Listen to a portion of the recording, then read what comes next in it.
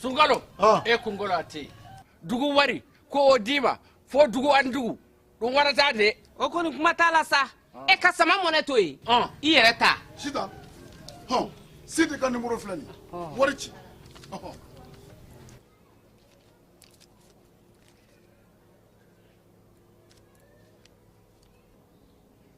war sera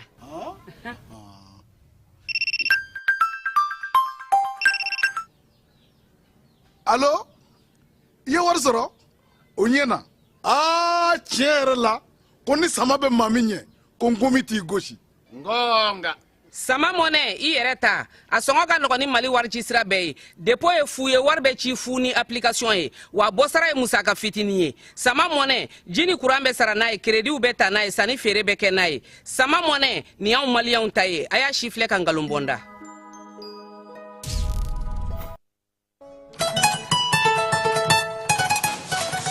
Va, oui, j'ai eu mon bac. Félicitations mon garçon, je suis fier de toi. Isegi. Bon, maintenant que tu es bachelier, en bas que tu connais. Bon, pour voir on est au Canada, on est aux États-Unis, on est au trop. Eh Mouna. Eh ben, où est-ce qu'on est au Canada? Ah oui, tel père, tel fils. N'est-ce pas Kalanki? Mais on est au ça. Ah, on est à EduX là. EduX? Oui, EduX, il y a quelques années, c'est eux qui ont fait les démarches pour ton grand frère. Ah bon? Il a son master, il a commencé à travailler. Oui, allô? EduX, c'est une équipe expérimentée qui assiste vos étudiants dans l'admission universitaire, la demande de visa, l'accueil et l'installation et assiste vos étudiants jusqu'à l'obtention de leur diplôme. Choisir EduX, c'est s'ouvrir les portes des meilleures universités au Canada et aux États-Unis. Appelez dès maintenant le 76 54 18 57 et permettez à votre enfant de réaliser son projet d'études. زهورهم دايما مجدد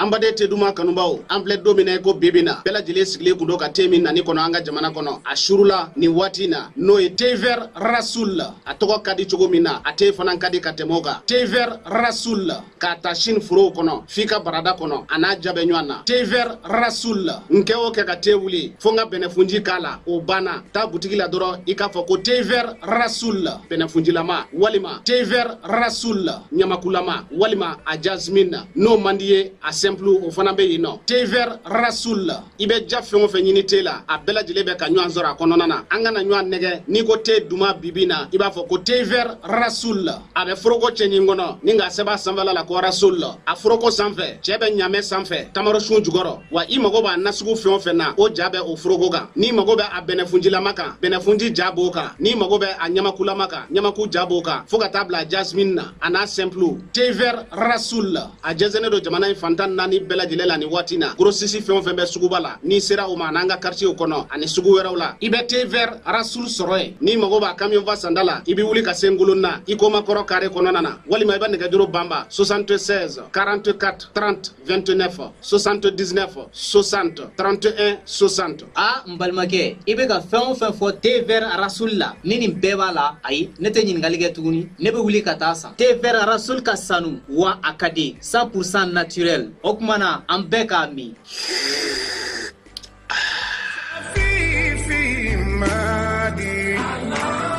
لبيك اللهم لبيك agence Dunia Travel Service ako abibu nyamasegi foli kɛ ka ɲɛsin a ka sango hiji denw ma aw minnu ye danaya ta ka da kan aw ka hiji labɛn ni a kɛcogo ɲuman na. N'an taara hɛrɛ la ka segin hɛrɛ la dumuniw ka ɲi bɛrɛbɛrɛli ka ɲi n'an mago bɛ diɲɛ fɛn fɛn na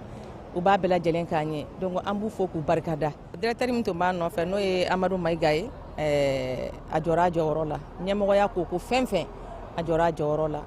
ka nisɔndiya mɔgɔw la ka mɔgɔw bɛrɛbɛrɛ ka koto mɔgɔw t'a la mɔgɔw tɛ min dɔn k'a ɲɛ yira mɔgɔw la an y'o baara de sɔrɔ duniya la. Kumu kelen kɔnɔ a ko ka aw bɛɛ lajɛlen laduniya silamɛ minnu bɛ Mali kɔnɔ ani minnu sigiyɔrɔ bɛnnen don diɲɛ jamana wɛrɛw ma k'a fɔ san wɛrɛ o hiji ni o umura o baaraw labɛnw daminɛna ka ban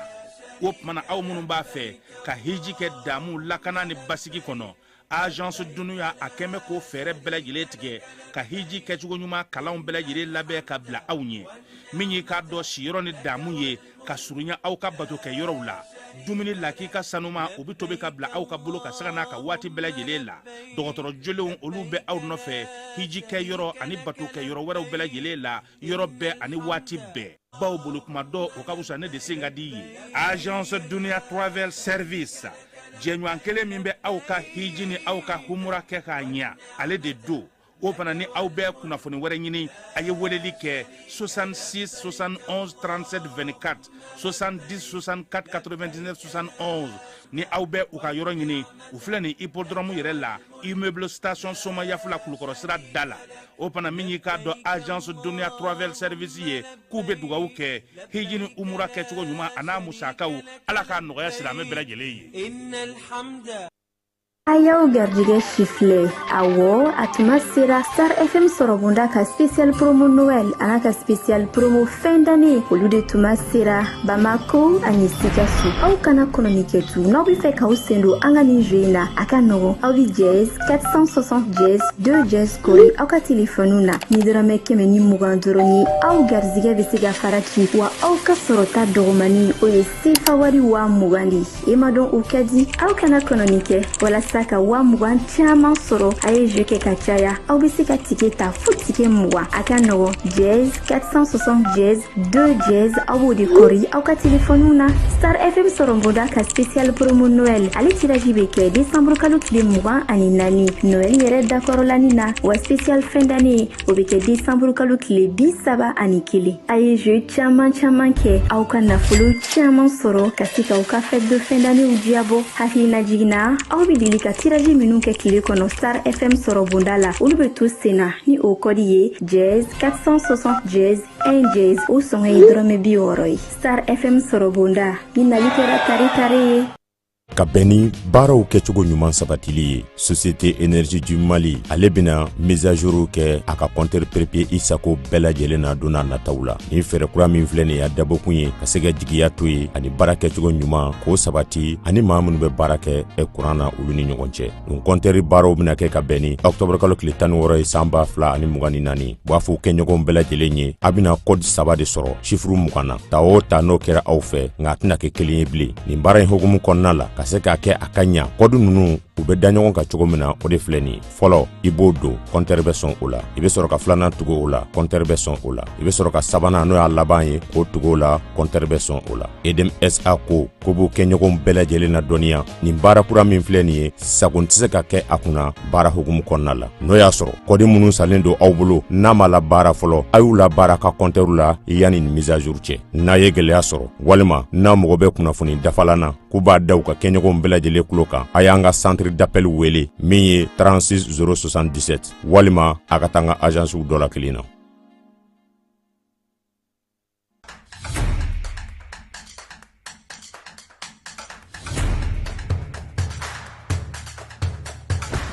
Aw bisimila an ka jamukan kɛnɛ kan données personnelles on en parle ni ye kunnafoni telima min bɔra APDP mɔgɔw yɔrɔ ko k'a da cakɛdaw kulo kan jamana cakɛdaw baarayɔrɔ privéw i n'a fɔ banquiw microfinancew hôpitaux laboratoire de santé agence de communication presse écrite presse audiovisuelle miniw boulangeries supermarchés hôtels bars restaurants écoles publiques écoles privées avocats notaires huissiers pharmacies sociétés de vente de véhicules jamana cakɛda fɛn fɛn bɛ baara kɛ ni adamaden tɔgɔ la kunnafoni ye Mali kɔnɔ ko courrier bɛna se aw ma k'aw invité aw kana aw ka traitement déclaré au niveau de l'APDP. Ni courrier sera aw ma aw bɛ se ka wuli ka se APDP la aw ka traitement ɲɔgɔn fɛ aw b'a cartographier k'a dɔn aw kan ka formulaire jumɛn rempli o formulaire rempli kɔfɛ aw kan ka musaka joli sara o bɛɛ lajɛlen bɛ d'aw tulo ka APDP la walasa aw ka kunnafoniya sɔrɔ ni courrier ninnu na aw bɛ se ka nɛgɛjuru ci 20 23 86 15 ou bien ka wuli ka se APDP la ɲɛfɔli ka k'aw ye k'aw bilasira.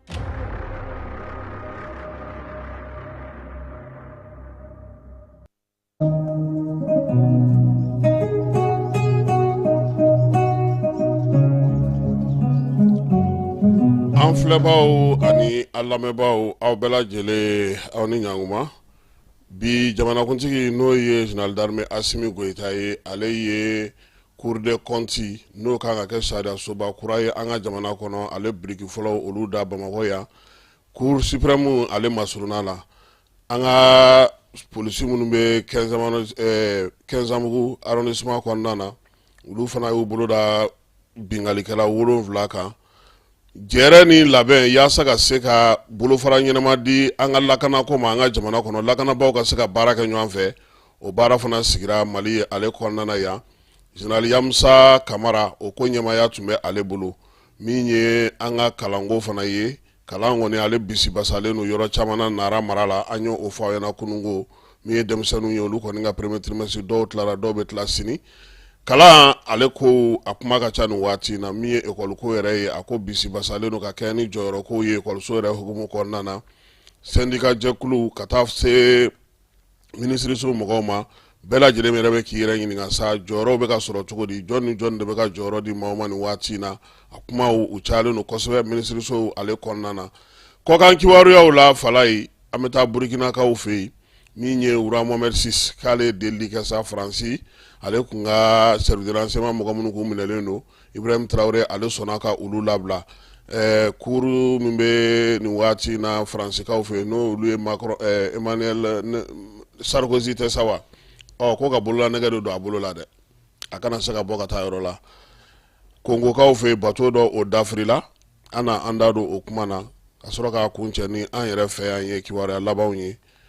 premier ministre kɔni ale bɛ segukaw fɛ nin waati na Tunkarankew tɔgɔ la don o baara kurumu karili tun bɛ bi ale yɛrɛ Bamakɔ ta fana kɛ ka sɔrɔ k'i kunda Segu ale kan an bɛna nin bɛɛ lajɛlen walawala aw ye sɔɔni sisan.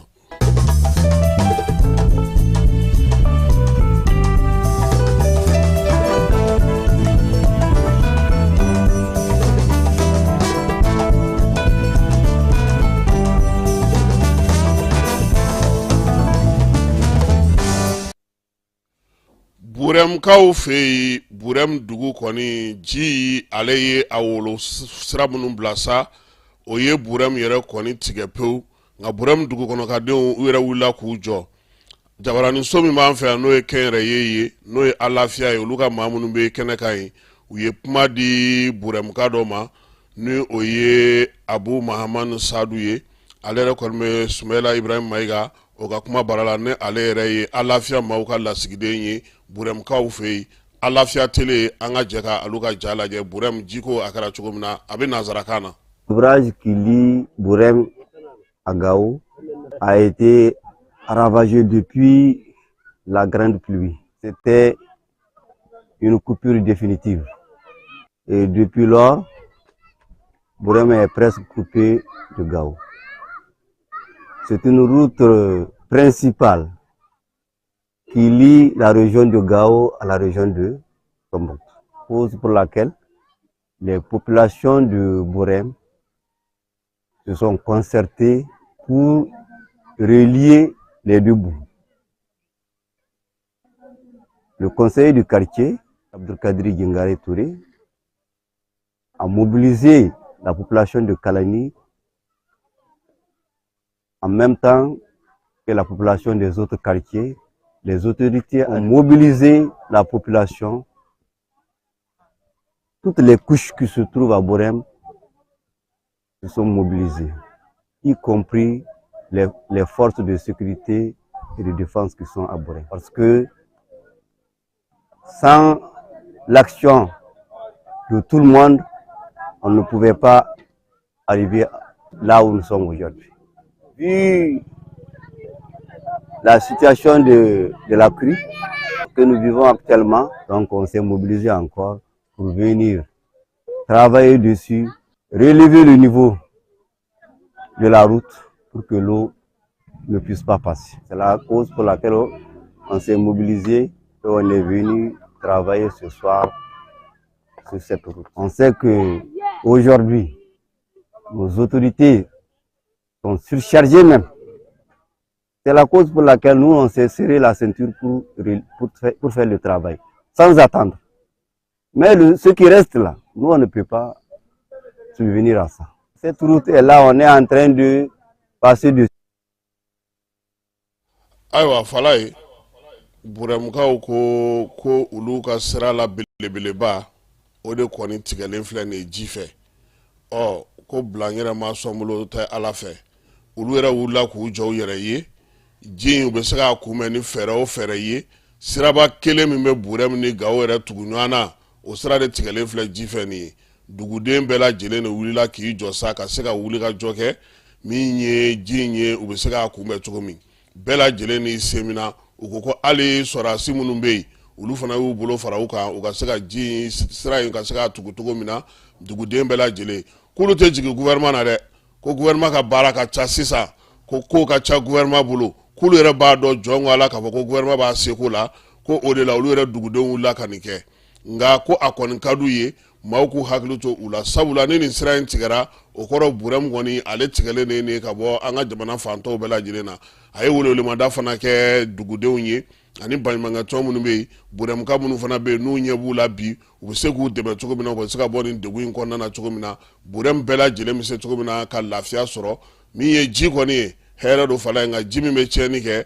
a kɔni a barika bonyana Burɛmu bɛ cogo min leere fana dugu kɔnɔnaw caman falen no ji la bi ka sababuya kɛ baji kɔni a bɛ ka wolongoto ka don babolo yɛrɛ de fan bɛɛ lajɛlen fɛ fala ye yɔrɔ caman na degun bɛ maaw kan bi Burɛmukaw kɔni sera k'u ka sira k'u wasa dɔn a la fɔlɔ nka a ka d'u ye ɲɛmaaw ka dɔ fara a kan yaasa a bɛ sinsin ka ɲɛ ka tɛmɛ nin bɛɛ lajɛlen kan n'an bɔra Burɛmu an bɛna Bamako kɔnɔna na bi sɔgɔmada in na jamanakuntigi n'o ye général d'armée Asimi a tun b'an ka sigida kɔnɔna na fala ye a nana waati damadɔ baara la cour suprême ale kɛrɛfɛla la Banangabugu la yan min ye cour suprême ɲɛmaaba ye n'o ye docteur Fatogoma Tera ye ka taa fara ministre min bɛ kiiriko kunna an ka jamana kɔnɔ premier ministre ale ni gouvernement maa damadɔ olu tun bɛ kɛnɛ kan ka jamanakuntigi ale kunbɛn sigida 6nan maire a n'a bolomafara tɔw bɛɛ lajɛlen tun bɛ kɛnɛ kan cour suprême kɛrɛfɛla yɛrɛ la coyi kɛnɛ in ale bɛ yen cour des comptes fala ye ale tun bɛ cour constitutionnelle cour suprême kɔnɔna de la c'est à dire cour suprême ale bolofara dɔ de tun ye nin ye tan a fɔra sisan yaasa ka se ka dunko juguya ni yuruguyurugu kɛlɛ ka ɲɛ kosɛbɛ sariya sunba kura y'a fɔ sa ko k'a fana sigi sen kan k'a kɛ calatigɛ jɛkulu ye n'aw b'a fɔ ma institution min ye sariya sunba min sigira sen kan juillet kalo tile 22 san 2023 o de y'a yira sa k'a fɔ ko cour des comptes kɔni a ka bɔ pewu cour suprême ka yamaruya kɔnɔna na k'a kɛ jɛkulu ye i n'a fɔ institution tɔw bɛ cogo min yaasa ka se ka o lawaleya i b'a dɔn k'a fɔ ko dunko juguya ni yuruguyurugu kɛlɛli an b'o o dɔgɔkun kɔnɔna na o de la sa a fɔra sa ko nin baara in yaasa a ka se ka ɲɛ Asimi yɛrɛ ka bɔ Kuluba ka na biriki fɔlɔ da o biriki fɔlɔ dali ale y'o kɛ bi sɔgɔmada in na fala ye yɔrɔ min bɛna na jɔ a yɔrɔ belebele don dɛ ko bureau 187 o de bɛna na k'a kɔnɔ min ye 171 ye olu n'u ka ɲɛgɛnw bɛ taa ɲɔgɔn fɛ sali n'o ye ɲɔgɔn ɲɛ so ye minɛnw bɛ bila salle de réunion belebele u b'a fɔ min ma ko atrium o kelen bɛ k'a la minɛn bilayɔrɔw ale ni sɛbɛnkɔrɔw bilayɔrɔ o so 11 bɛ k'a la salle d'audience n'o ye kiiritigɛso ye o belebele 2 o bɛ a la min bɛ se ka maaw tali daminɛ maa 350 la ka taa se maa 40 ma o bɛna na kɛ a la yɔrɔ dɔw bɛ yen u b'a fɔ olu ma ko salle de délibération o fana bɛna na k'a la maa 40 ɲɔgɔnna ka se ka don o kɔnɔ ani fana min ye bibliothèque ye dumunikɛyɔrɔ ɔhɔ o y'anw ka ko ye anw b'o la dɛ restaurant o b'a la bibliothèque b'a la parking n'o ye ɲɛmaw ka parking ye mobili 45 bɛ se ka don min kɔnɔ n'a datugulen no o bɛ a la min ye dugu jukɔrɔ so ye fala ye sous-sol o fana bɛ a la han u y'a yira sa k'a fɔ ko so in a kɔni musaka bɛɛ lajɛlen bɛna na bɔ Mali jamana yɛrɛ kun ka kɛ ni an ka san wɛrɛ nafolow ye min ye Cour des comptes ye Asimi ko ko a sigikunba o ye dungo juguya ni yurugu kɛlɛli ye jamana ka hakɛw jamana ka nafolo jamana ka baara minnu bɛ yen n'olu kan ka kɛ ni maa min ma kɛ tilennenya ni ladiriya kɔnɔna na i na wele ka na nin bɔgɔjenni kɛnɛ in kan mais ni ye calatigɛ jɛkulu ye n'o ye Cour des comptes ye fala ye ale ni wasabulon de bɛna na baara kɛ ɲɔgɔn fɛ kosɛbɛ ani gouvernement i b'a dɔn nin yɔrɔ in de la sisan mɔgɔw kan ka t'u ka hakɛw fɔ a b'a fɔ min ma ko déclaration de bien ɔhɔ a fɔra yen ne docteur Fatogoma Tera ni ale ye Cour suprême ɲɛmaaba ye fala a bɛ soli ka wuli dɛ parti e ko ni ye Cour suprême baarakɛla kɛ mɔgɔ 2 ko bɛ na joona ale a b'a 3 kɔnɔna na fajiri kɔni wulila ka ban o b'a sɔrɔ a ye sira minɛ n'an bɔr'o la ale Fatogoma Tera ko k'a bɛ jamanakuntigi fo ko sɔrɔ k'a don a donda fɛ ko cakɛda de sɔrɔtɔ filɛ nin ye bi ko bɛɛ b'a dɔn k'a fɔ ko sɔrɔ t'an ka jamana kɔnɔ n'a fɔra ko ka maaw to yen dungo juguya ni yurugu ka ta ka ɲɛsin an ka jamana nafolow fana ma k'o tɛna se ka ɲɛ fasoden ɲumanw olu fana na lakodɔn nin kɛnɛ in kan sabula a bɛ se ka kɛ kajibina ngalo bɛ tigɛ ka da i la nka ni nin so in jɔra sa i na se ka n'i ka damakasi kɛ a ko ko min ye so in ye n'a jɔra k'a ban pewu a na kɛ yɔrɔ ye yɔrɔ min bin tɛ kɛ maa kan dɛ i ka hakɛw olu bɛ tɔpɔtɔ maa minnu bɛ yen n'olu fana tɛ ɲuman kɛ olu na dɔn min ye sɔrɔ yɛrɛ a fɔra ko k'a don da minnu fɛ a ka don da ɲuman fɛ k'o bɛna na baara kɛ fala i b'a dɔn k'a fɔ ko bolofara caman bɛ yen bi minnu bɛ dungo juguya ni yurugu kɛlɛ kɛ nin bɛna na kɛ olu fana ka sanayɛlɛ baarakɛyɔrɔ ye n'o o ye u ka kɔlɔsilikɛla yɔrɔ belebeleba Fatogoma Tera ko sa ko maa minnu bɛna na baara k'a kɔnɔ olu ka sariya dɔn cogo u ka baaraw kɛ cogo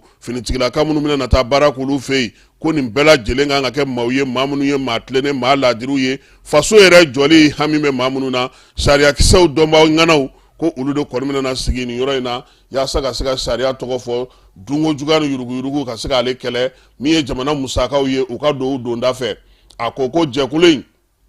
n'a sera ka wulikajɔ kɛ ka cɛsiri kɛ a sinsinna ye yɔrɔ 2 ye o ye gouvernement ale ni assemblée nationale sabula sariyakisɛw bɛ sariyakisɛw la baarakɛcogo bɛ baarakɛcogo la ale na se k'i da don o bɛɛ la a kɔni ko nin ye ko daminɛlen an ka jamana kɔnɔ yɛlɛmaba minnu fɔra ka se ka dungo juguya ni yurugu kɛlɛ sɔrɔ min bɛna jamana kɔnɔ ka se k'o mara ka ɲɛ baara kɛcogo ɲuman ko fasodenw ka hɛrɛ kɔnɔna na min ye docteur Fatogoma Tera ye a ko nin y'o waleyatɔ ye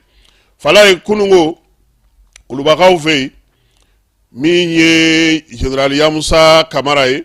ale ka jɛkulu min bɛ yen n'o sigikun n'o lakana ka kan an ka jamana kɔnɔna fan bɛɛ la olu ye baro sigi kɛ sɛbɛn min kan k'a to jamana yɛrɛ kɔnɔna na lakana ko a ka kɛ ka labɔli kɛ lakanabaw ka se ka ɲɔgɔn faamu fɛɛrɛ kɛrɛnkɛrɛnnen min bɛna sigi jamana yɛrɛ tɔgɔ la n'a bɛ fɔ ma sa ko programme politique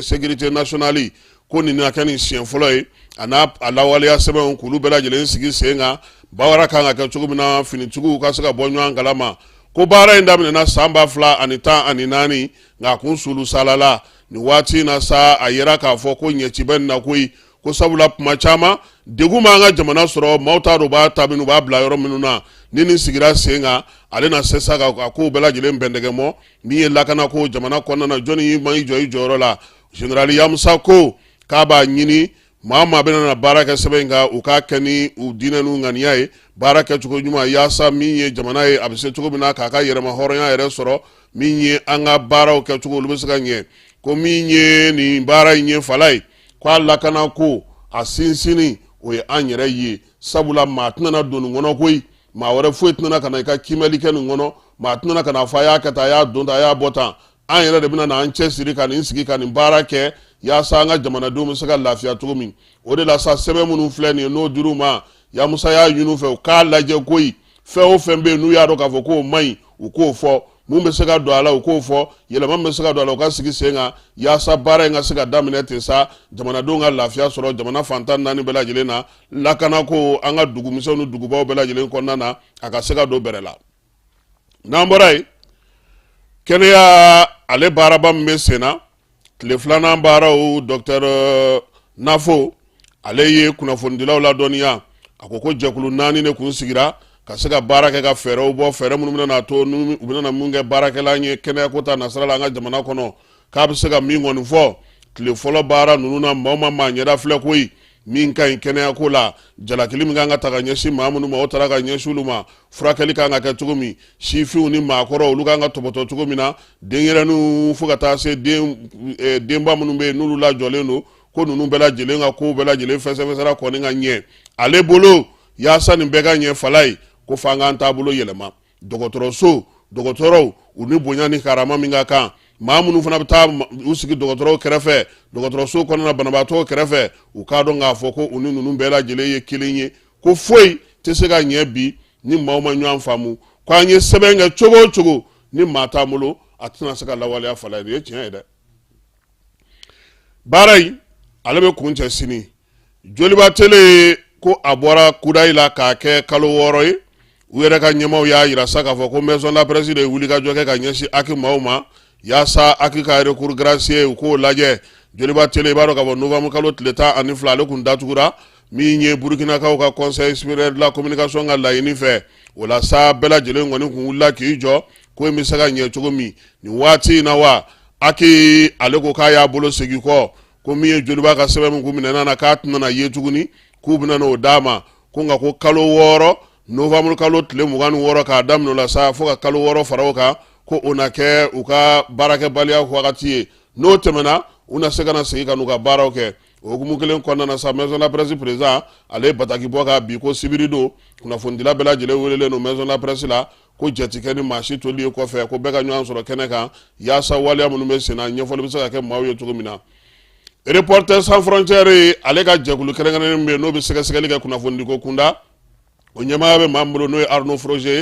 Arnaud Froger ko a welelen don bɔgɔ jeninen kan koyi maa jɔnni fɛ anw ka Karimu Keyita Ibirim Boubacar Keyita denkɛ ale de ye a wele bɔgɔ jeninen kan ko sabula min ye maa kofɔlen ye Reporters sans frontières tɔgɔ la k'a ye kajibina nkalon ta ka d'ale Karimu na ka kɛ n'a ka sɛgɛsɛgɛliw ye Burama Ture ka tunu ni o hukumu kɔnɔna na Falaye kiiri kun kan ka kɛ kunungo nka n'Ala sɔnna ma an na tila ka sɛgɛsɛgɛli kɛ sabula nin ko in Mali kunnafonidila caman da donna na an yɛrɛ ye an wuli ka jɔ ka waati san 2016 sa Burama bɛ tunu waati min janvier kalo tile 29 baara caman sigira sen kan nka min ye sariyatigiw ye ko in b'u bolo yan koyi a b'u bolo yan cogo min ye Reporters sans frontières ale fana y'i sen don a la sa nka sɛbɛn bɔli min filɛ nin ye Karimu ko min fɔra k'o t'ale sɔn ye dɛ a ye Arnaud wele bɔgɔ jeninen ka faransikaw yɛrɛ fɛ yen ale min yɛrɛ ye sɛgɛsɛgɛliw kɛ sirikaw fɛ yen k'a fɔ école karamɔgɔw ka tɔn min bɛ yen n'o ye synergie ye ale ye wulikajɔ belebeleba boloda Nara dugu kɔnɔna na koyi Nara marabolo bɛɛ lajɛlen kɔnɔna na ko sabula k'olu ka kalo sara ko olu ma kɛ min ye saraw ye ko juru bɛ gouvernement na école so minnu bɛ yen n'o olu ye marabolo ka école so ye Alahahinakaw fɛ yen Dogofiri Ɲamana Falu Koronga Genyebe Ugadu ka taa se Nara yɛrɛ dugu kɔnɔna ma ko ninnu kɔni ye baarabila boloda ye Assemblée générale k'u y'o kɛ ka ɲɛfɔli k'u ka kalandenw u ka ɲɛmaw ye ka se k'a ɲɛsin Nara gouverneur ma koyi ko min ye nin ye olu tɛ se ka jɛn ni nin ye k'u tɛ sara Falaye Nara kɔnɔna na denmisɛnninw ma trimestre kɛ région kɔni olu denmisɛnninw ma trimestre kɛ kɔkan kibaruyaw la Burkina Faso kaw fɛ yen Capitaine Ibrahima Traoré ko ka kɛ ni Maroc masakɛ ka laɲini ye Francis chef de renseignement maa minnu n'o tun y'olu minɛ k'u bila kaso la u fɛ yen k'u bɛna u labila ko sabula Maroc masakɛ o ye welewelemada kɛ ka ɲɛsin ale ma k'a ka magotolu kɛ ni maa ninnu ye u bɛ se cogo min na ka bila Falaye a kuma kɔni cayalen don sabula maa caman y'a yira sa k'a fɔ ko nin waleya in ko a bɛ sɔn ka na ni ko ye nka dɔw fana ko ni delili kɛra Maroc masakɛ o tɛ maa nin ye maa ba don a bɛ fɛn caman dɔn a bɛ ko caman kalama ko ni a ye o delili kɛ kuma tɛ nin waati in na a yɛrɛ fari man d'a la an bɛ dugawu don kɛ sa Ala ka a segin a yɛrɛ ma ko o kɔni kan ka kɛ maa ye maa min bɛ lamɛn Ibrahim kɔni sɔnna ko ka maa fila ninnu ka labilali k'a ko la timɛ u bɛ se ka bila cogo min na laginɛkaw fɛ yen olu ka minisiri min tun bɛ wolomasiri tabaga ka ko kunna n'o o ye Mohamed Jane ye n'ale de tun bɛ Alpha Condé ka waati la fo kana se san 2021 coup d'état ma u y'a kiiri ko san 5 kaso k'a kan k'o kɛ dunko juguya ni yuruku ko a y'o de kɛ min ye IS jamanaw ye olu kɔni ko petu k'a fɔ ko ka bɔ ka IS bila ko ka taa segin CEDEAO la wa Abdramane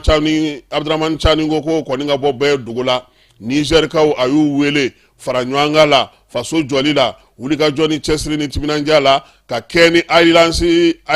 ale ka kumakanw ye Ibrahima Chani a tun bɛ ka laseli kɛ fala ye ka kɛ n'u ka yɛrɛma hɔrɔnya san 66 o ɲɛnamayali kun kɛra kunungo min ye décembre kalo tile 18 ye Niger kabini san 1958 olu tun y'u ka yɛrɛma hɔrɔnya ta min ye De Gaulle ale tun ko bɛɛ k'i jɔ i jɔyɔrɔ la n'i bɛ wi fɛ n'i tɛ fɛn fɛ Amani Jori ale y'o kɛ ka jɔnjɔn sɔrɔ ye o de la sa min ye Chani ye a ye nin bɛɛ lajɛlen tariku da ka nin zanaw da ka ɲɛfɔ u ɲɛna bi cɛsiri ye min ye IS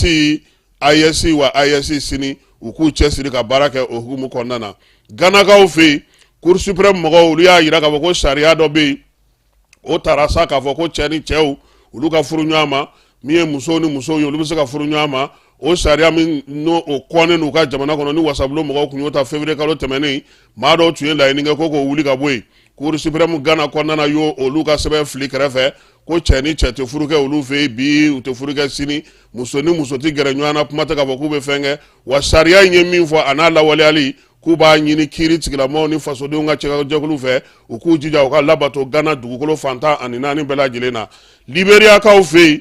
fiɲɛnkolo fantanbada dɔ o ye tasuma dɔ wuli olu ka wasabulon fankelen tasuma taara n'o ye Monrovia ale kɔnɔna na min ye RDC kɔnɔna na ye bato dɔ o dafirila bato belebele ale kɔni nana yɛlɛ ji kɔgɔji camancɛ la k'i da kɛrɛ ka dagi maa 25 fala ye denmisɛnninlakaw olu kun ka ca kɔnɔna na olu fatura min ye maa 10 ɲɔgɔnna ye olu sera ka sama ka bɔ ji kɔni ka kasaraw kɔrɔ dugudenw caman bɛ yen halisa k'u bɛ ka olu maaw ɲini États-Unis kaw fɛ yen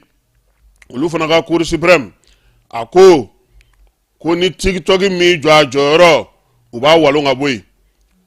ko tɛ dɛ ko Chinois ka TikTok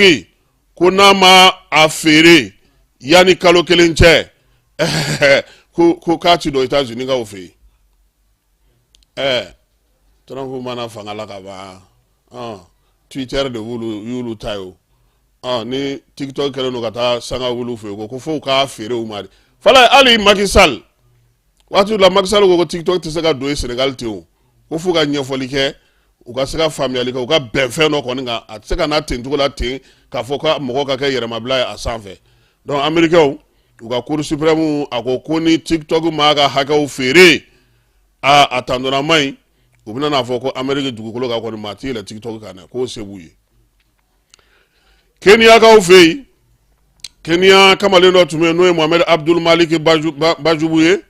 ale kɔni kun si bɛ san 17 la fala ye ko a ma taa kaso jugu kɛ wa Guantanamokaw fɛ yen kabini san 2007 sigana kɛra ale la k'a tun bɛ ninjugawale ni bamancawale kɛ waleyaw la ni waati in na sa k'u kɔni y'a labɔ o kasobojuguba in kɔnɔna na min ye Amerikɛnw ka yamaruya kɔnɔ ka na n'a a ye a faso la a segilen ka na a ma maa dɔn koyi